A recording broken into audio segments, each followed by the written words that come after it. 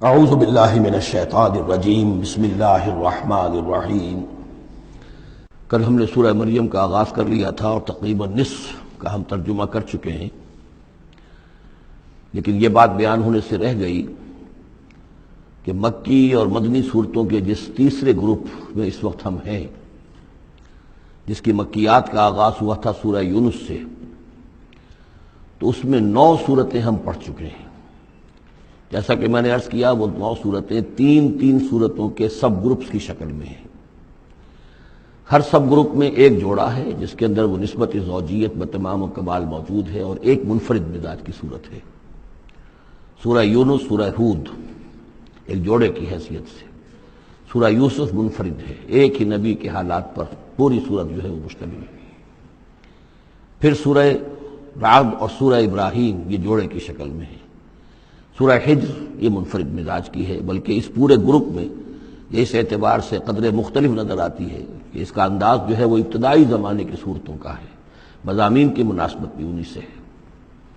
چھوٹی چھوٹی آیتیں ہیں، ردم جو ہے وہ بہت تیز ہے، صوتی آہنگ بہت نمایاں ہے، ڈیوائن میوزک جو ہے، جو ملکوتی غنا ہے، وہ اس میں بہت نمایاں ہے۔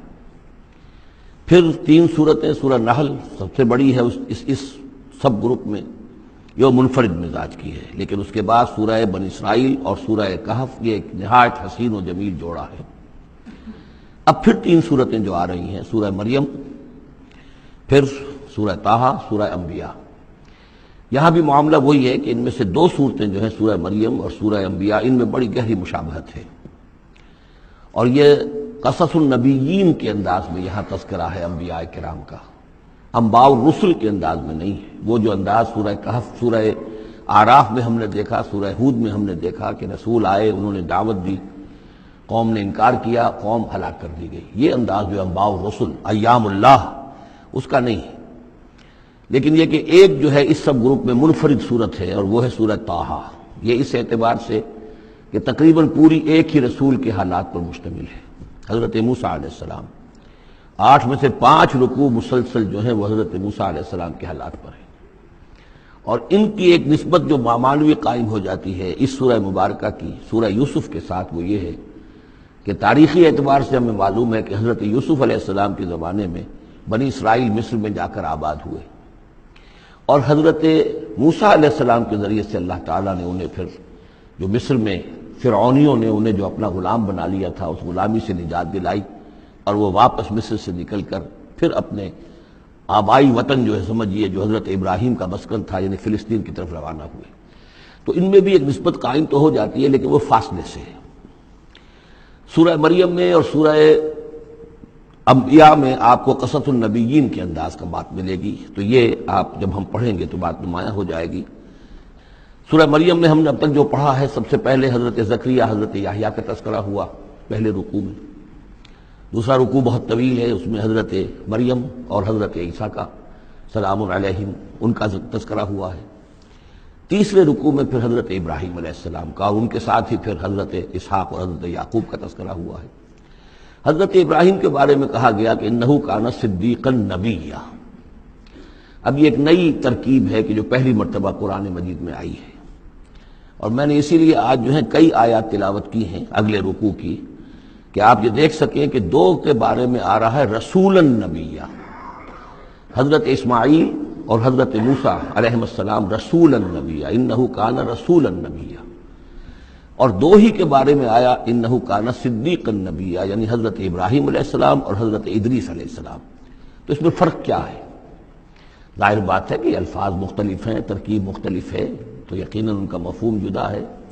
اگرچہ بہت ہی میرے علم کی حد تک کسی نے اس پر توجہ نہیں کی ہے، بلکہ ایک بہت بڑے عالم تھے جو مفسر قرآن بھی ہیں، ان سے جب میں نے تذکرہ کیا تو ان کا کہ کیا واقعی ایسا ہے؟ یعنی یہ کہ وہ تفسیر بھی لکھ چکے تھے، لیکن انہوں نے توجہ نہیں کی۔ ہوتا یہ ہے کہ آدمی جب گزر جاتا ہے تیزی کے ساتھ، اگر کسی چیز کی توجہ نہیں ہوتی، کیا واقعی ایسا ہے کہ 2 کے بارے میں ہے رسول النبیہ اور 2 کے بارے میں ہے صدیق النبیہ؟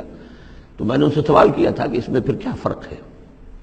اس کے لیے میں چاہتا ہوں کہ جو جس حد تک کہ مجھ پر وہ بات اللہ تعالیٰ نے منکشف فرمائی ہے، وہ آپ پر بھی میں آپ کے ساتھ بھی شیئر کروں۔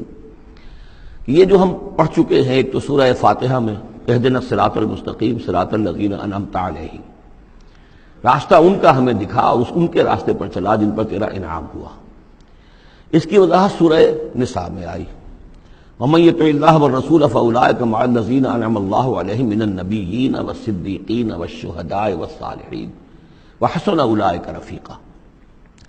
یہ منعم علیہم جو ہیں، جن پر اللہ تعالیٰ کا انعام ہوا ہے، یہ جو جماعت ہے منعم علیہم کی، اس کے 4 درجات ہیں۔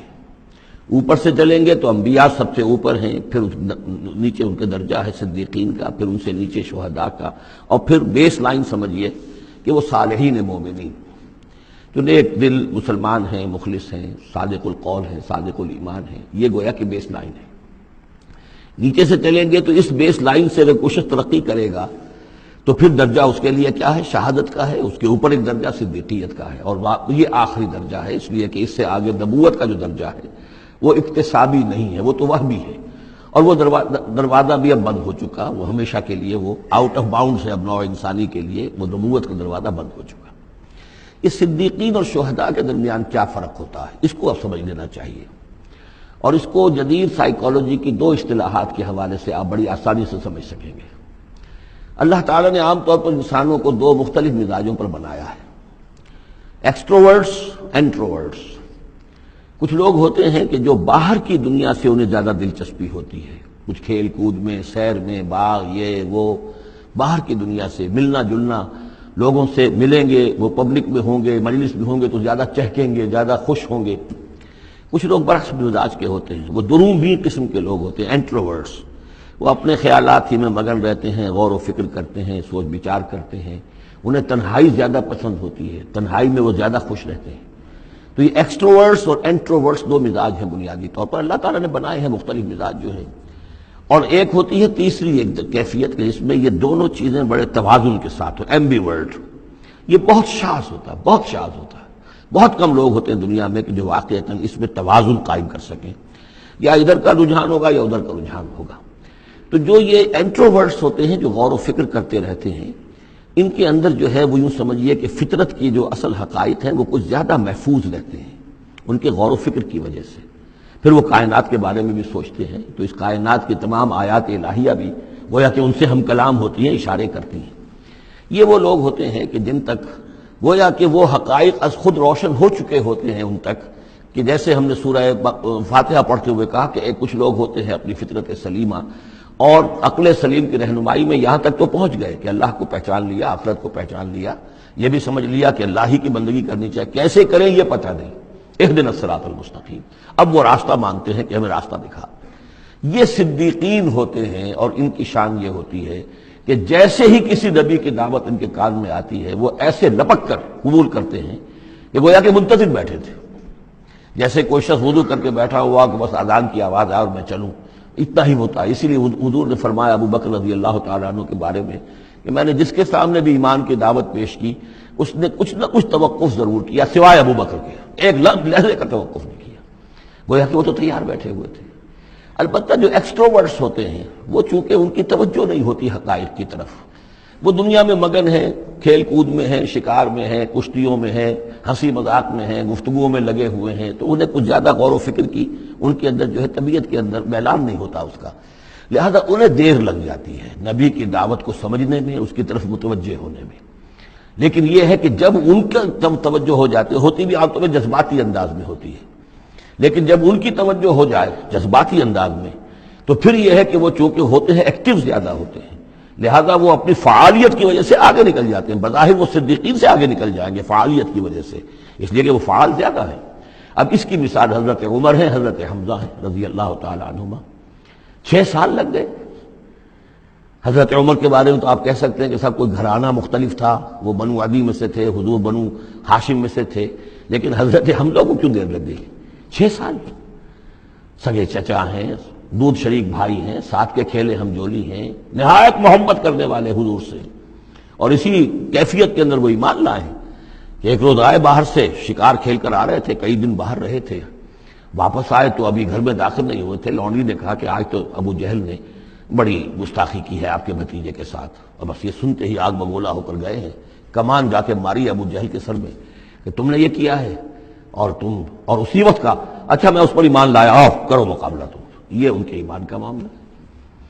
تو یہ اب یہ حمزہ ہے، اس طرح حضرت عمر ہے، چلے تھے حضور کو قتل کرنے کے ارادے سے، لیکن اپنی بہن کے اندر جو دیکھی، اس کے اندر یہ کہاں سے اتنی استقامت آ گئی کہ بھائی جان چاہے آپ ہمیں قتل کر دیں، جان سے مار دیں، لیکن اب یہ جو دین ہم نے قبول کیا اس کو ہم چھوڑنے والے نہیں ہیں۔ بہنوئی کو تو مار مار کے لہو لہان کر دیا تو سعید ابن زید کو، بہن کو بھی مارا ہے، لیکن پھر اچانک بدل گئے۔ پھر وہی عمر جو ہے جو تلوار ننگی لے کے چلا تھا قتل کرنے کے ارادے سے، گردن میں تلوار حمائل کیے ہوئے، جیسے غلام ہوتے ہیں، ان کے ہاں غلاموں کا رواج یہ تھا، ان کی تلواریں گردنوں میں حمائل ہوتی تھی، وہ آ رہا ہے ایمان لا رہا ہے۔